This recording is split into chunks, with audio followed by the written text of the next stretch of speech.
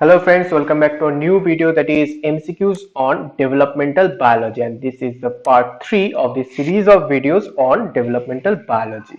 So let's start the question answer session on this topic. So the first question of this video, that is question number 41. So what is the role of the Bicoid gene in Drosophila development? And the options are option A, to determine the anterior end of a fly embryo, option B, to determine the thoracic region, option C, to determine even numbered segments, and option D, to determine odd number segments. So which one is correct about the role of Bicoid gene in Drosophila development? And the right one is option A, that is to determine the anterior end of a fly embryo.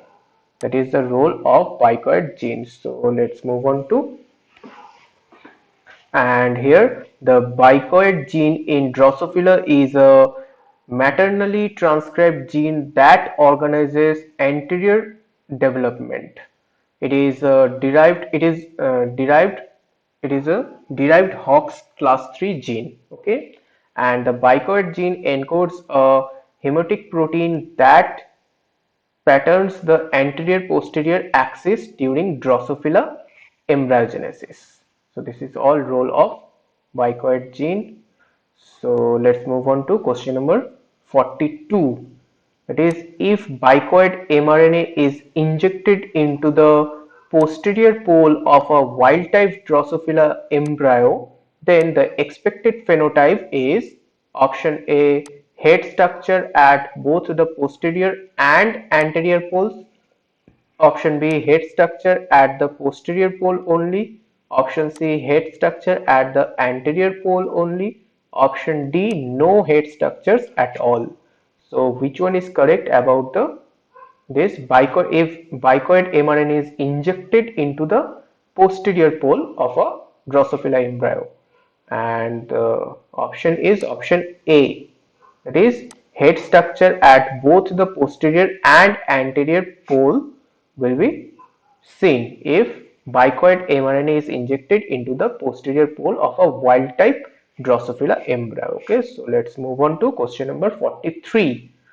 So which of the following is not a class of segmentation gene in Drosophila? And the options are option A, gap genes, option B, pair rule genes, option C, hemotic selector genes, option D, segment polarity genes.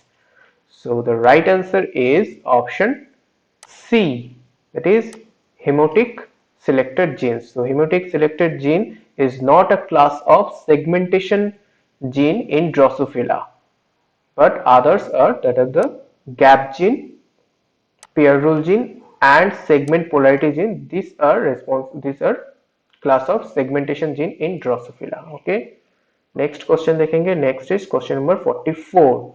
So which of the following maternal mRNAs encode proteins not influence early development in Drosophila? And the options are option A, torsoprotein, option B, bicoid gene encoded protein, option C, NRIPS protein, option D, nanos protein. So the right answer is option C, it is NRIPS.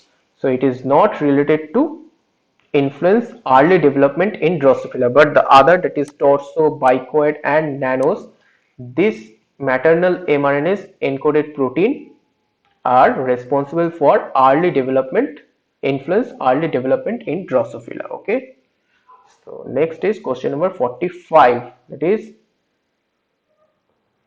spermatogenesis is the transformation of option A, spermatogonium into primary spermatocyte, option B, spermatogonium into functional spermatozoa, option C, primary spermatocyte into secondary spermatocytes, or option D, spermatids into spermatozoa. So the right answer about the spermatogenesis is option D, that is spermatids into spermatozoa. So spermatogenesis is a transformation of spermatids into spermatozoa, and the spermatogenesis is the process of transforming spermatids into mature sperm cells. It is the final stage in the formation of spermatozoa, which are the male sex cells that carry a man's genetic material. Okay, understand? So let's move on to question number 46. It is during the development of frog, which one of the following sets of structures is derived from the endoderm? And the options are option A, skin and skin glands, option B, pituitary and adrenal medulla, option C, kidneys and their ducts, option D, trachea, lungs, livers and pancreas. So during the development of frog, which one of the following sets of structure is derived from endoderm? And the right answer is option D. From the endoderm, this trachea, lungs, liver, and pancreas structure is derived. Okay. Next is question number 47. What is true about cells during cleavage? And the options are option A, their divisions resemble ordinary mitosis. Option B, they move from animal pole to vegetal pole. Option C, they consume little oxygen. Option D, they do not grow in size. And the right one is option D, that is they do not grow in size. So which is true about cleavage? During cleavage they do not grow in size. So cleavage is a period after fertilization when a one cell embryo starts developing into a multicellular organism. It consists of a series of mitotic division which divide the large volume of a fertilized egg into numerous smaller nucleated cells that call blastomeres. Okay. So next question पे जाएंगे. Next is question number 48. So if amount and distribution of yolk in an egg is changed, which of these will be mainly affected? And the options are option A, pattern of cleavage, option B, number of blastomeres, option C, formation of zygote, option D, fertilization. So the right answer is option A, that is pattern of cleavage. So if amount and distribution of yolk in an egg is changed, the pattern of cleavage will be mainly affected. Okay. So next is question number 49. So if the ectoderm from neural tissue area is removed from the embryo and is transplanted in place of presumptive belly ectoderm, embryo will develop option A, without a neural tube, option B, with a neural tube, option C, with two ectodermal coats, or option D, with two neural tubes. So the right answer is option C, that is with two ectodermal coats. So if the ectoderm from neural tissue area is removed from the embryo and is transplanted in place of presumptive belly ectoderm, embryo will develop with two ectodermal coats. Okay.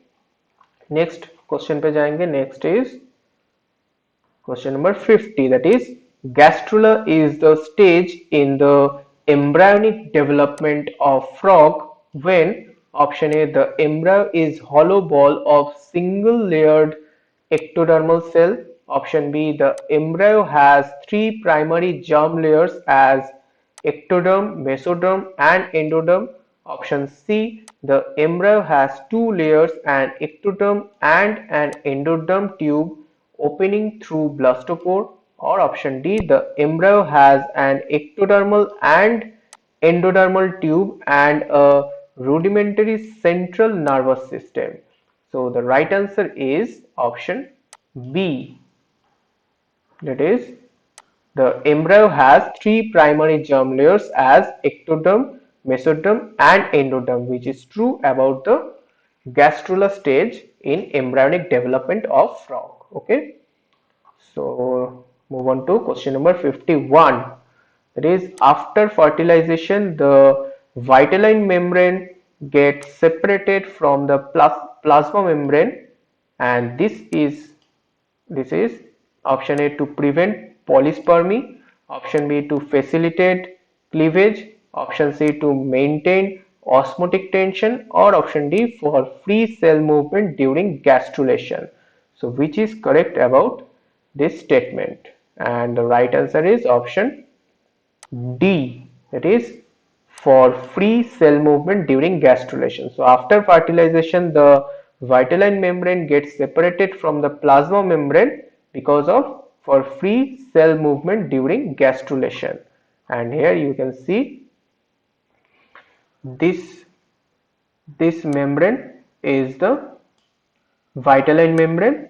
Okay, this is the vitelline membrane, and this vitelline membrane gets separated from the plasma membrane after fertilization for easy movement of the cell during gastrulation. Okay, and this vitelline membrane is a transparent multi-layered structure that surrounds the yolk of the egg. This one. Okay, so let's move on to question number 52. Gary crescent is an area formed soon after fertilization in option A zygote of all animals, option B zygote of amphibians, option C blastula of vertebrates, option D zygote of non-chordates. And the right answer is option B, that is zygote of amphibians. So Gary crescent is an area formed soon after fertilization in zygotes of amphibians. And this gray crescent, sorry, I called it Gary crescent, that is a gray crescent. So the gray crescent is a crescent shaped melanin rich area that develops on the surface of an amphibian egg. It is located opposite the point of sperm entry. So where the sperm enter, the opposite side is called the gray crescent. And the gray crescent is caused by the cytoplasmic movement that are triggered by sperm entering the egg. So here this portion is the gray crescent portion. Okay, this is the animal pole and this is the vegetal pole. Next question is question number 53. Blastocoel in frog's embryo is found in option A geometric center of egg, option B vegetal hemisphere, option C animal hemisphere, option D none. And the right one is option C, that is animal hemisphere. So blastocoel in frog's embryo is found in animal hemisphere. And in developmental biology, an embryo is divided into two hemispheres, the animal pole and the vegetal pole. The animal hemisphere is darkly pigmented and contains the germinal vesicle, the female haploid nucleus.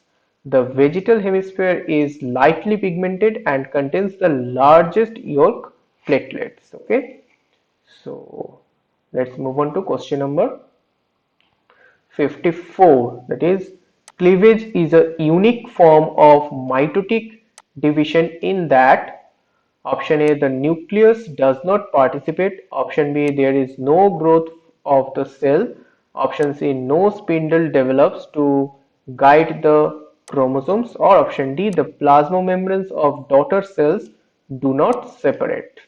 So the right answer is option B, that is there is no growth of the cells. So cleavage is a unique form of mitotic division in that there is no growth of the cells. Okay.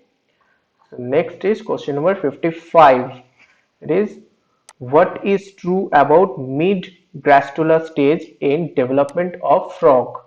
And the options are option A both blastocoel and archenteron are present, option B blastopore and yolk plug are formed, option C archenteron just being to appear, or option D entire surface is covered by ectodermal cells. So what is true about mid-gastrula stage in development of frog? And the right answer is option A. It is both blastocoel and archenteron are present. So here you can see the blastocoel and archenteron are two types of cell cavities that form during embryogenesis. Archenteron is a tube-like cavity that is formed during gastrulation, and blastocoel is a fluid-filled cavity that is formed during blastulation. So here you can see this during blastula, this whole portion is known as blastocoel, and archenteron During Gastrula, this inside portion is known as archenterium. Okay, so let's move on to question number 56. That is, mammalian embryo is directly surrounded by option A allantoic cavity, option B amniotic cavity, option C yolk sac cavity, or option D primary digestive cavity. And the right answer about the mammalian embryo is surrounded by option B, that is amniotic cavity. And this amniotic cavity is a fluid-filled sac that surrounds a developing embryo. It's located between the embryo and the amnion. So the amniotic cavity, this is the amniotic cavity, okay, and this is the amnion or the round shaped cover, and this is the embryo. Okay, this is the embryo, and the outermost cover is called chorion. Okay, and here the yolk sac is present here.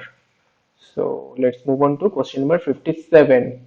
The prototype placenta of mammal is called option A epitheliochorial, option B syndesmochorial, option C endotheliocorial, or option D hemochorial. So which one is correct about the prototype plus placenta of mammal? Is option A, that is epitheliochorial. And an epitheliochorial placenta is a placenta where the fetal chorion is in contact with the uterus epithelium. This is a loose association where the uterus epithelium folds to form pockets. Okay. So let's move on to question number 58. That is, the first step in activation of ovum during process of fertilization is option A formation of fertilization cone, option B penetration of sperm in ovum, option C formation of fertilization membrane, option D fertilizing anti-fertilizing reaction, and the right one is option D, it is fertilizing anti-fertilizing reaction. So the first step in activation of ovum during process of fertilization is fertilizing and anti-fertilizing reaction. And this fertilizing is a proteoglycan secreted from the cortical region of the egg cytoplasm that interact with the anti-fertilizing of the sperm of the same species. This makes the sperm stick to the surface of the egg, and anti-fertilizing is a protein present in the plasma membrane of the sperm. Okay. Let's move on to question number 59. Which of the following is correct about hemotic selector gene? And the options are option A present in chromosome 3 in Drosophila, option B expression is regulated by the gap and pair rule genes, option C defines anterior and posterior polarity, and option D both A and B. So the right answer about the hemotic selector genes is option D, that is both A and B is the correct answer. So A and B is the correct statement about the hemotic selector genes. So let's move on to the last question of this video, that is follicle stimulating hormone, that is FSH, derives its name from the fact that it stimulates the growth of ovarian follicle in the female, and in male its target cell is option A germ cell, option B Sertoli cell, option C Leydig cells, or option D Pachytene stage germ cell, and the right answer is option C, that is Leydig cell. This Leydig cell are cells, that is the cells in the testes that produce testosterone. They are also known as uh, interstitial cell of the testes. Okay, interstitial cells of testes. Okay, so these are all 20 questions of this part 3 video on developmental biology. Okay, so thank you for watching this video.